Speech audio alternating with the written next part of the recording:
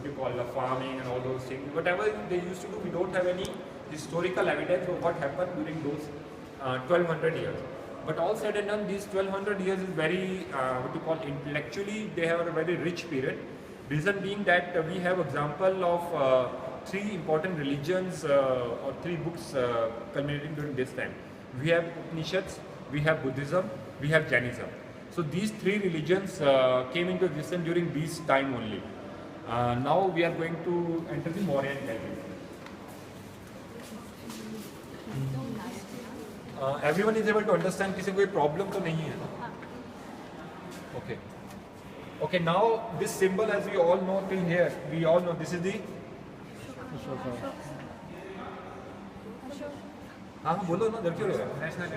National emblem of India, right? Ashoka Chakra, Ashoka symbol. This is only Ashoka Chakra actually.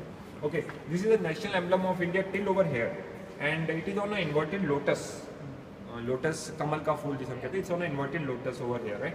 Now what this is the, and if you will start on the top. If you see these features over here, they are not Indian features. They are Indo-Greek or Hellenistic features. As the story goes like that, when the Alexander the Great attacked the Achaemenid Empire or the Ottoman and Turkanian Empire, which you call it, then the artisans from there, they fled to India. India, we have a Chandragupta Maurya dynasty which is there over here, and Mauryan rulers were the great patronage of art and architecture. They give patronage to these artists which fled from there, but these artisans are basically from that Achaemenid Empire. So the features you see here, they're called Hellenistic feature. The iconography you see here, they're not Indian feature. You can see a beard, heavy beard and all those things, which is not Indian, right? Now if you come down, this is actually a four face line. Yeah, four face line. Okay, and then if you come down, this is called a Dham Chakra or Ashoka Chakra. Dham Chakra or Ashoka Chakra. Now there are four animals which are here. You can see a bull, you can see a horse. What are the other two elephants? Bull, horse, elephant, lion. Yeah. But all these symbols are what we call symbolism in nature. Now, what is the symbolism? I will explain you. That the very first symbol is of the elephant which is there. When mother of Buddha, name Gautami.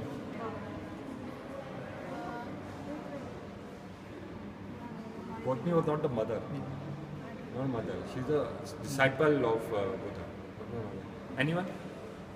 Maya Devi.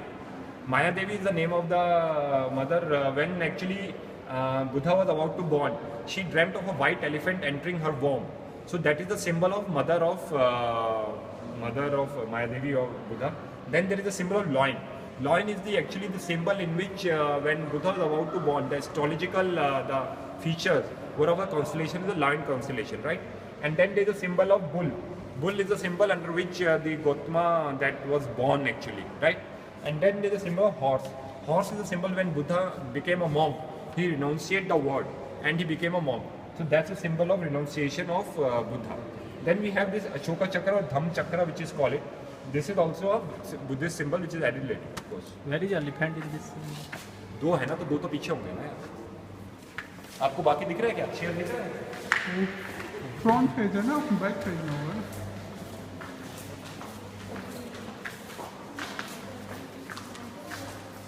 Now these are the, if you see here the very first burst over here. This you see here again, this is not Indian. You can see mustaches, you can see hair comb backwards, eyes, bulging eyes and the nose. Now all these are not a Indian feature, but they are Greco-Roman feature, right? So that means he is some important person in the Mauryan rule, which deserves a buff to be made. The middle one, if you see here, is more of an Indian feature, the noses and all that. So that means he is some nobleman or something who is the buff made. After the Mauryans come the Shunga dynasties. The Shunga dynasties were basically born out of Mauryan rulers only, but the Shungas were the ones who actually started more of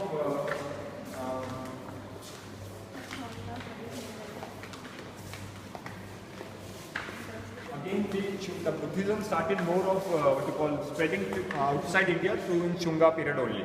Now if you see here, this is mold. Have everyone been to Sarnath or someone? Sarnath गए हैं कोई? मैं गया हूँ लेकिन मैं उतना अच्छा देखा नहीं हूँ, Okay. बस रास्ते Now से this is a symbol. This is a Buddhist symbol over here. This is the Andakara structure, as we call it, or a dome. Actually, it is said that these domes contain the last remains of Buddha. That means either it is what you call symbolically features, or his mystical features, or the fingers, or whatever it is. It is said it contains the last remains of Buddha. So the Mauryans constructed somewhere around 8,000 moles like this across all India and Indo-China region. But the Shungas were the one who started decorating these moles. Now these are called the Vedikas over here. These are torans or gates. There are 4 gates. 1, 2, 3. Chotha ka hai? Okay. So there are 4 gates to it. And then since this has the last remains of Buddha, so it's a very much kind of a thing which is very religious purposely. Bahut is an important thing. So the monks used to come here and do the pradakshina or circumambulation, as we call it in English. So they used to do the pradakshina over here, and this is from a Barhot in MP district, right? Now these Vedikas and all were decorated like this over here. You see, this is the outside of the Vedika. We see here over here, the outside of the Vedika. Now please come that side.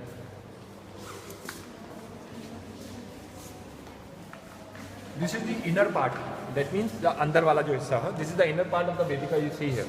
Now if you see here, you can see elephants and some persons are riding the elephants, right? 1, 2, 3, 4. Ye total are 8 actually. The story goes like this: when Buddha attained when Mahaparinirvana, or when he was died or something like that. So his last remains initially were divided into 8 different parts by a sage named Drona. So he divided his last remains into 8 different parts.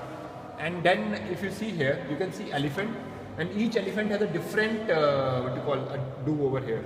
हर हाथी का different चादर से जो लगी हुई है. And but each elephant has a person and a casket over here. So it is said that these 8 remains are divided into 8 principalities or the kings where Buddhism was initially started, right? And if I have so all these kings or the persons are carrying the remains of his god. Okay, so because Buddha was considered to be a god, okay, he was not a god, but he was considered to be a god. Now if I have something of my god, so it's a thing of great joy or honor for me. So you can see here some ladies are also dancing over here. Okay. You're also part of the god. Now we have seen from the inside we have seen that what you call the structure over here, the roundels and all that. This is also the inside of the Vedika over here. The story is again Jataka stories, as we call it in Buddhist legendary. So, so this is also seen from the Jatak story over here. When Buddha was born, like Hambi, when our child is born or something like that. So we also want to know what the future of the child will be. Janam patri banwate hain, kundli banwate hain, blah blah, jo bhi karte hain hum log. So here also this is a what you call a scene of inside of the king of the palace of the king. And name of king of Buddha? Siddhartha is the name of Buddha. Suddhodana. Suddhodana was the king and the father of Buddha. So when when Buddha was born, so he called a great sage Asita. Asita is this sage, and this is the father of Buddha, who is Suddhodana. So this Asita said that either he'll be a great monk or a great monarch. यानी कि या तो राजा बनेगा या भिक्षु बनेगा, right? So this is the stage over here. So but if you see here, you will not see a footprint of a what you call a child over here. If you see closely, यहाँ आपको बच्चा नहीं दिखेगा. Although इसके बाद चादर है और कुछ है, but बच्चा नहीं है. The reason being that Buddhism is divided into 3 different sects. 3 sects में Buddhism को divide किया गया है. 3 sects of Buddhism. Mahayana, Hinayana, and Vajrayana. Tantraya. Vajrayana is synonymous for Vajrayana. So earlier was the first sect was Hinayana. Hinayana forbids the human representation of Buddha. Because Buddha said that I am not a god, right? So if you see here, you will see a footprints of a small Hinayana child. is not a human representation. Mahayana is human representation. Hinayana was initially the first sect which is called. Symbol Mahayana is a symbolical representation which come later. Okay? No. You can check on a Google. Okay, right. So what you call it, so this is the footsteps of a child right over here, you see here. Then either you will find the empty throne like this, or a chakra, a dham chakra, or the footsteps like that. So this is initially how in Hinayana period the Buddha was initially represented. Please.